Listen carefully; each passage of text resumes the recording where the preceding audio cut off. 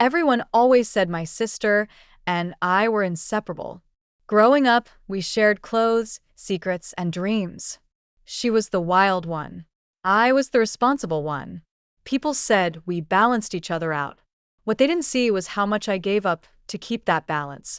I paid her tuition, covered her rent, fed her, and made sure she never had to feel the pressure I lived with every single day. I worked long hours, skipped vacations, turned down promotions just so she could have a chance. And then one morning, I walked into work and found out I was being investigated for leaking company secrets. I hadn't done it, but someone had. Someone who lived in my apartment, ate my food, slept under my roof. Someone I trusted. What she didn't realize was that she had just made the biggest mistake of her life. Because I wasn't just her sister. I was the one keeping her world from falling apart. And once I stepped away, everything around her began to crumble. This is the story of how I lost everything and found myself. And how my sister learned the hard way that betrayal always has a price. My name is Lauren, and I'm 29 years old. For the past few years, I thought I was doing the right thing, working hard, saving money, and taking care of my little sister, Mia. After our parents retired and moved out of state, Mia stayed with me while she finished college. I didn't mind. She was my sister, and I loved her. Every month, I paid the rent, the electric bill, internet, groceries, you name it. I even covered her college tuition. Mia always said, "I'll pay you back one day." But I never pressured her. I figured once she graduated, she'd get a job and we'd both be okay. To everyone on the outside, we looked like the perfect sisters. She'd post pictures of us on Instagram with captions like, "Thankful for my big sis." And people would comment things like, "You're so lucky to have each other." I used to smile when I read those. But looking back now, I feel sick. Because behind closed doors, things were different. Mia never helped around the house. Dirty dishes left for me. Bills, I handled them. And when I tried to talk to her about responsibility, she'd roll her eyes and say, "You sound like Mom. Chill." One evening, I came home from work tired and drained, only to find her throwing a little party in our living room. Music blasting, drinks everywhere, her friends laughing while sitting on my white couch with muddy shoes. I stood in the doorway and asked, "Mia, seriously, on a Tuesday night?" She smirked. "Relax, Lauren. You're always so uptight." I should have known then something was off, but I still brushed it off. I thought maybe I was just being too strict. Maybe I needed to let her enjoy her youth. But what I didn't know was that Mia was already planning to betray me in a way I never imagined. And once it started, there was no turning back. It was a Wednesday morning when everything changed. I walked into the office like usual, coffee in one hand, badge in the other. I had worked at that company for almost 6 years. I wasn't just good at my job. I was trusted, respected. I had just been assigned to a sensitive project, and I was proud of that. But the moment I stepped into my department, something felt off. My coworkers avoided eye contact. My manager, Mr. Bennett, called me into his office immediately. His face was serious. "Lauren," he said, folding his hands, "we received a concerning email this morning." My heart skipped. "What kind of email?" He turned his monitor, so I could see. My blood ran cold. It was an anonymous email addressed to the company's top executives.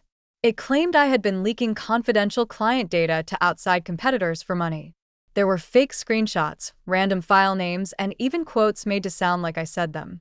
I could barely breathe. "This is fake. I would never." He said quietly, "I believe you. But the higher-ups want a full investigation until it's resolved. We're suspending you without pay." I just sat there, frozen. I had never felt so humiliated. Me, a traitor? I left the building like a zombie, not even knowing how I got back to my car.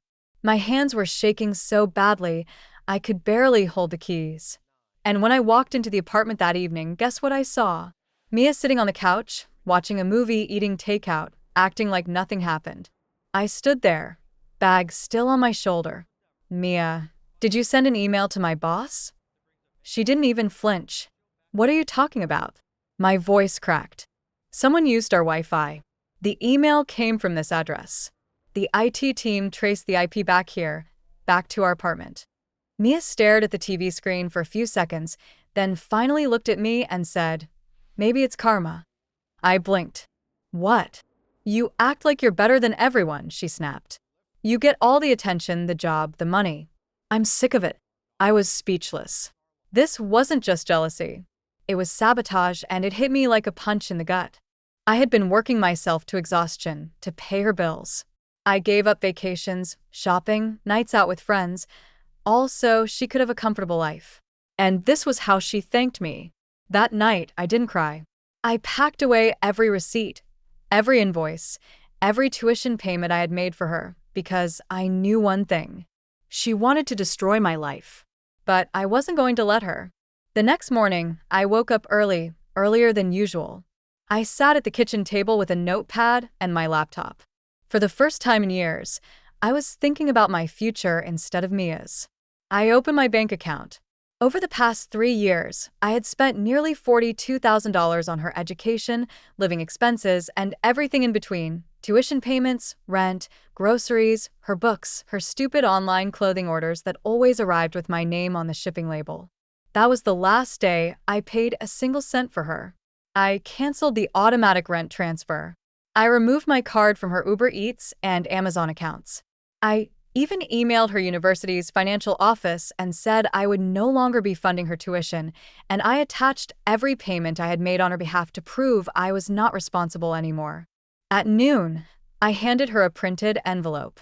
"What's this?" she asked, chewing gum like she couldn't care less.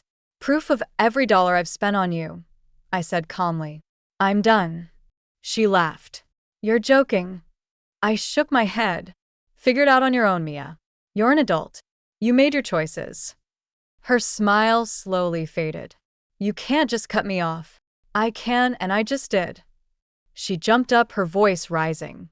"I have midterms coming. Rent's due in 5 days. What am I supposed to do?" I didn't flinch. "Maybe you should have thought about that before trying to ruin my career." She screamed. "I only did that because you deserve to be knocked down a little." That sentence told me everything I needed to know. Mia had never seen me as her sister. I was just someone to compete with and use. Later that evening, our parents called me, furious. Of course, Mia had called them first. "She says you're throwing her out," my mother snapped. "I'm not throwing her out," I said. "I'm just done paying for everything. She can stay if she pulls her own weight. She's stressed. She's in college." "She's also a liar who tried to get me fired," I said coldly. "But I guess you don't care about that." The line went quiet. Then my father said, "If you can't support your sister, maybe you should find somewhere else to live." That's when I knew it wasn't just Mia. They were all the same. So I packed my things again. Only this time, I left the apartment and the entire family behind. And I did it without looking back. But Mia had no idea. The worst was yet to come. For the first time in years, I slept peacefully. I rented a small one-bedroom apartment on the other side of town, close to a local coffee shop where I just picked up a part-time consulting gig while I waited for the investigation at my old job to finish. Meanwhile, Mia's life was falling apart fast, and not because of anything I did. A week after I left, I got an email from the university's financial aid department. Apparently, Mia had missed her tuition deadline. Without the payment, she was dropped from all her classes. She sent me a message the same day. "How could you do this to me?" I didn't reply.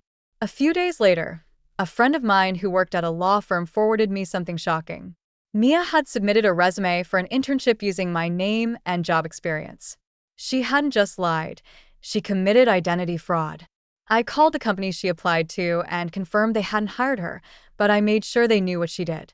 Quietly, without drama, I wasn't trying to ruin her life. I was just done letting her ruin mine. Then came the credit card debt. Mia had been using a joint card our parents added her to years ago. Without me paying the bills anymore, she maxed it out fast. Our parents called me again, this time angry about her credit score dropping. "Why didn't you warn us she was this irresponsible?" my dad snapped. "Because every time I did, you told me I was being dramatic. Now you're the ones cleaning up her mess."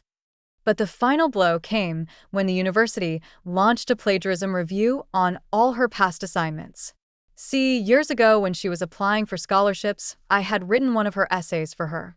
I was just trying to help back then, but someone at the university flagged similarities between that essay and a post on my old blog. Mia called me, screaming, "You set me up." I calmly said, "No, you used work that wasn't yours. You got caught." Her scholarship was revoked. Her transcript was frozen. And for the first time, Mia was truly alone with no job, no school, and no one to blame but herself. And me? I was just getting started. By now, I had rebuilt most of my peace. I was working freelance contracts online and slowly saving up again. I didn't talk to Mia, my parents, or anyone from that side of my life, but people kept reaching out, old coworkers, former classmates, even a couple of my exes. They'd see my name pop up in a trending YouTube video. It was a short clip titled, "My sister tried to ruin my career, but I was funding her entire life," uploaded by someone using a voiceover and animation style. The story, it was mine, word for word. I hadn't uploaded it, but someone out there clearly heard it through the grapevine. The views were skyrocketing and the comments, thousands of people were outraged on my behalf. That's when it hit me. If strangers were interested in my story, maybe it was time I told it myself. I started small, a personal blog, then a video. No names, no faces, just my voice, my story, and the truth. Within a month, my first video hit 500,000 views. I gained a community of people, mostly women, who had gone through similar betrayals. My channel grew, brands reached out, and I got invited to speak at an online women's leadership event. But as my life was rising, Mia's was sinking faster than ever. She applied to a dozen companies. None called back. Why? Because I had quietly reported all the places where she used my name and experience on her resume. I didn't need to ruin her chances. I just made sure no one hired her based on a lie. Then came the final move. I mailed a single envelope to our parents' house. Inside were copies of every tuition payment I made for Mia, screenshots of the fake job applications she submitted in my name, a letter, short and cold. "You took her side.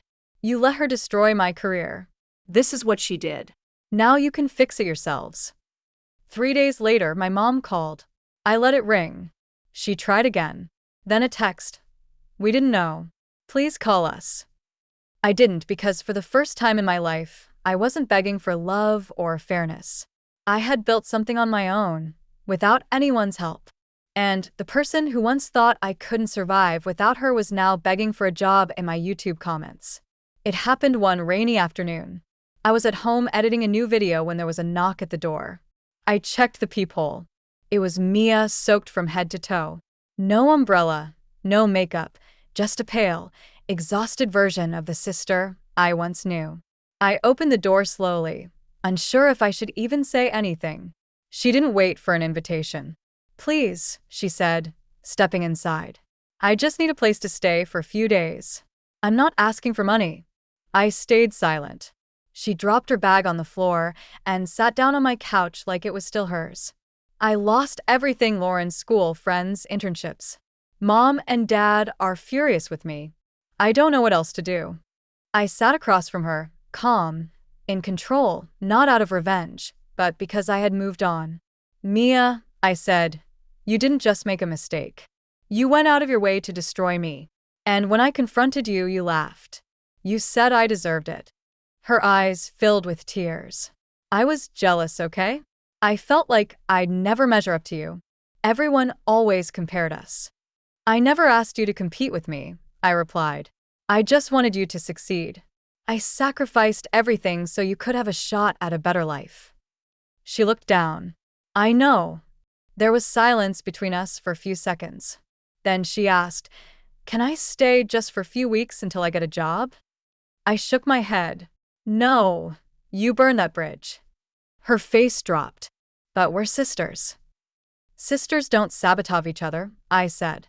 "Sisters don't lie to HR or commit fraud using each other's names. You're not here because you care. You're here because you have nowhere else to go." I stood and opened the door. Mia looked stunned. She waited for me to change my mind. I didn't. I hope you figure your life out, I said gently. But it won't be here.